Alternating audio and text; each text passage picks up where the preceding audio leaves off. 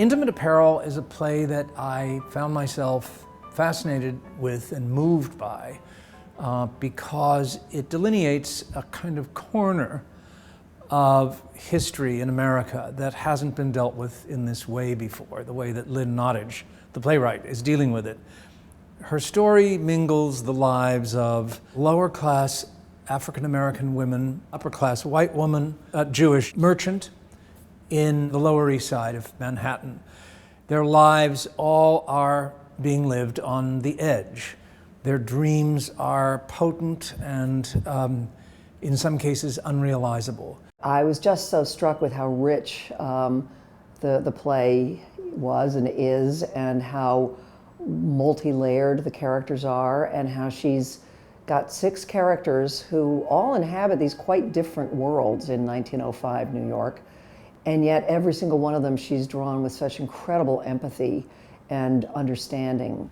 Lynn brings to her work a sense of social responsibility to give voice to women of African descent. I read in an interview with Lynn Nottage that her grandmother was a seamstress in New York City at the turn of the 20th century, and her grandfather was a man from Barbados who worked on the Panama Canal and then went to New York.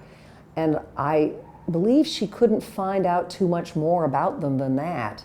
And so she began to read and do research and basically made up their stories. Intimate Apparel tells the story of Esther Mills, an African-American seamstress living in Manhattan in 1905. Plain in appearance and practical in nature, Esther is highly skilled with a needle and thread, and her ability to sew beautiful pieces of lingerie allows Esther to move between many of New York's distinct social worlds. Using the central thread of Esther's life, Lynn Nottage weaves a story of 6 individuals at the turn of the 20th century, and of the trials and tribulations they face. I'm Nikki Walker, and I'm playing Esther. Esther is an independent woman who is a spinster and turning 35 and wondering, what do I do with the rest of my life? And then love finds her. She receives a letter from a man in Panama who's working on the Panama Canal. So he writes to her and begins to court her. And it's this huge new thing in her life which she had not anticipated. Hi, my name is Isaiah Johnson. I play the role of George Armstrong.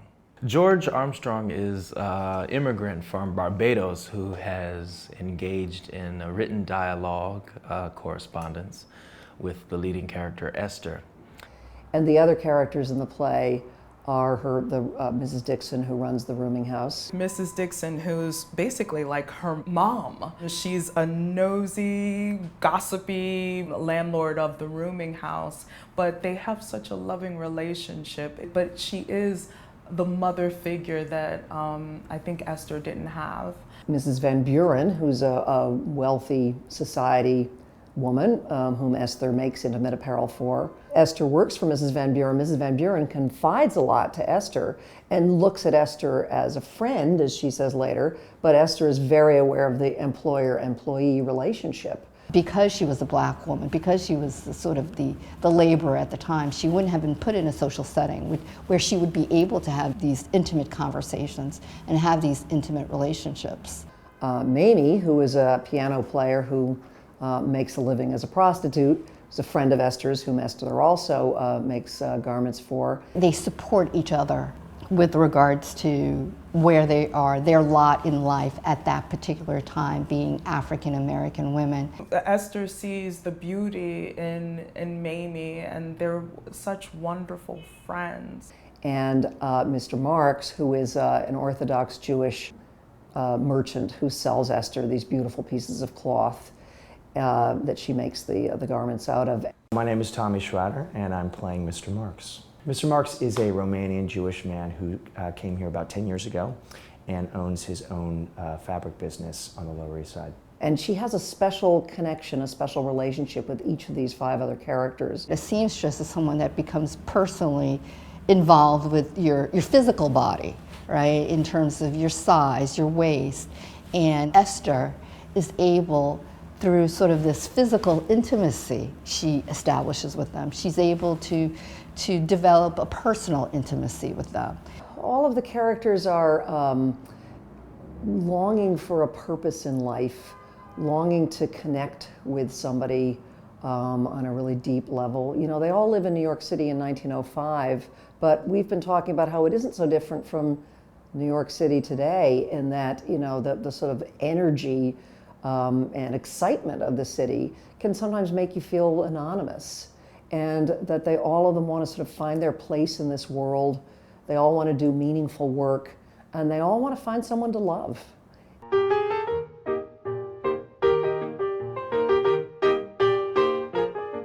It's been interesting learning what America looked like in 1905 between blacks and also immigrants. And New York City was a melting pot. Situated in one of the world's largest natural harbors, New York City served as the gateway for waves of immigrants well into the 20th century. They came primarily from Eastern and Southern European countries, where they had faced ethnic and religious persecution, economic hardships and poverty, and political unrest. They came to America looking for freedom and opportunity, but often found hardship. By 1905, 4 out of 5 New Yorkers were either the children of immigrants or immigrants themselves.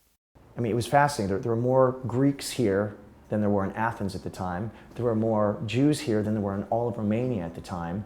There were more Italians than there were in Naples at the time. So with all this sort of incredible influx of culture, you had these people sort of selling their country here on the street, in street corners, street shops. We didn't sort of have the sanitary and health and hygiene laws that we had, so the streets were filthy, and you had immigrants' families living in these small, cramped quarters. She left North Carolina at 17 after her mother died of influenza, and her father died 2 years later after that, and she basically just worked her way from the South, little by little, picking berries, until she come to New York, and this old woman in a rooming house gave her the opportunity, taught her how to sew intimate apparel, and it opened up her world. In addition to the waves of European immigrants, New York City saw an influx of many African Americans who came from the southern United States, looking for greater economic and social equality. The earliest migrants were young, the first generation born into freedom, and generally uneducated and unmarried. Between 1890 and 1900, the African American population of New York City tripled to almost 60,000. I think if you speak to the African American family at the time, 1905, New York City, at the height of industrialization, even though a lot of blacks, African Americans, had migrated up into the north, with the hopes of finding, greater equality, job opportunity. I mean, what they found was, they found discrimination.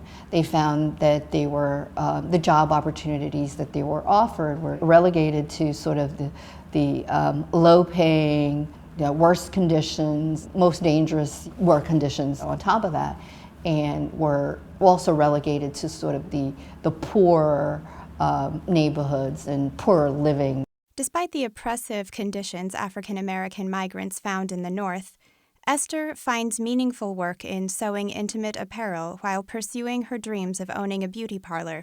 Esther dreams of having a beauty parlor, a beauty salon, where African American can receive sort of the same pampered treatment that she sees her affluent white friends getting.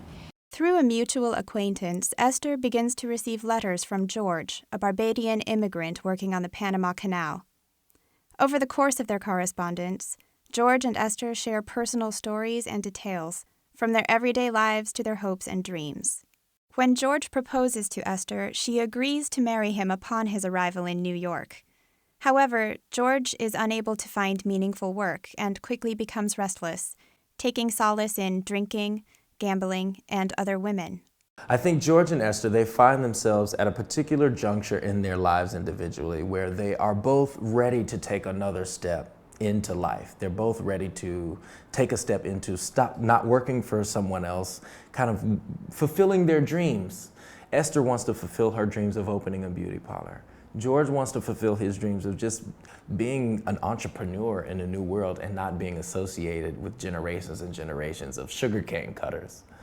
And I think they both are extremely ambitious when they come together.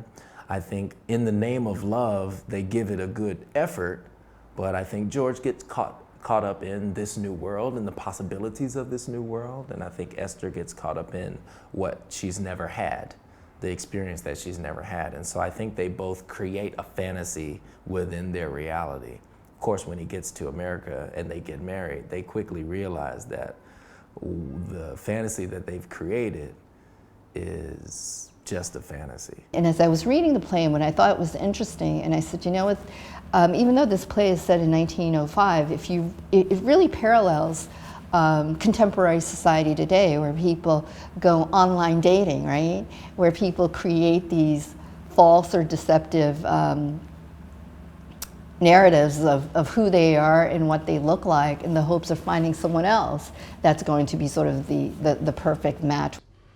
She sees the beauty in all, but she doesn't see the beauty in herself. And I think the wonderful, the exciting journey of this piece is from the beginning not being sure of herself and then finding who she is and finding the courage to love herself. She's courageous to love everyone else and be there for everyone else, but I think this is, and it took her 35 years, but she did it. And marriage and love and heartbreak is what brought her closer to herself. I think it'll lend itself to just a wonderful experience in the theater where they will feel hurt, they will feel joy. I mean, you really do go through the huge gamut of experiences watching this play, being in it and watching it. The lives that this play explores, each individual life and the collective life that these characters provide the audience to experience, the setting of the play, and the language. She's such a beautiful writer. Her writing is so beautiful, sometimes quite poetic. And the story of the play, it's a beautiful story, very compelling, very poignant at times, and very funny at times. I think it has everything a play should have, actually. Everyone saw their story in it. I didn't care whether it was men, women, people of all different races, religions. They all saw their story or their family's story in it. I think the experience of watching Intimate Apparel is an experience that is akin to leaning forward to hear a conversation. You're in a busy restaurant or you're on a subway and you begin to hear people talk about something that is deeply meaningful to them, and it catches your ear, and suddenly you stop reading the book you're reading, you put down your Kindle or whatever, and you're an interloper on lives that are not anything like your own. And in listening to them, you begin to realize that we're all related, that we all have the same needs, we all have the same hopes, we all have the same dreams, we all have the same terrible lack of self-confidence that so many of the characters in this play have. And so for me, what's beautiful about the play, and what I think you'd experience if you're watching it, is this sense of, here's a life that I'll never, ever be able to touch unless I touch it in this form, with these actors playing it in front of me.